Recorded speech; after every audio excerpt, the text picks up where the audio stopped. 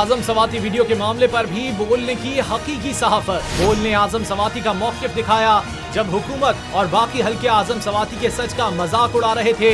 मेरी पोतियां जिनको मैंने बीका में पैदा हुई यहाँ पे लेके आया। बोल खड़ा था आजम सवाती के साथ। आज हुकूमती ऐवान से अगर रुकने पार्लियामान आजम सवाती के लिए आवाज उठा रहे हैं तो उसमें बोल का भी हिस्सा है, क्योंकि कोई नहीं दिखाता हकीकी सहाफत सिर्फ बोल के।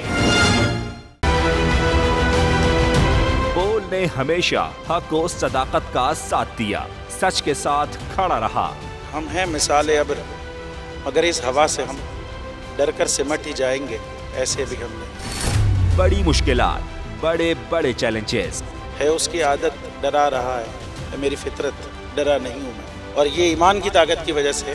सहाफत पर जब भी कड़ा वक्त आया सिर्फ बोल खड़ा रहा। इंशाल्लाह अल्लाह बेहतर करेगा, हक बातिल पे गालिब आके रहेगा। बोल को है जरूरत अवाम के दुआओं की, इजहार आसाती के लिए, पाकिस्तान के लिए। सब्सक्राइब करें और बेल दबाएं ताकि कोई खबर रह न जाए।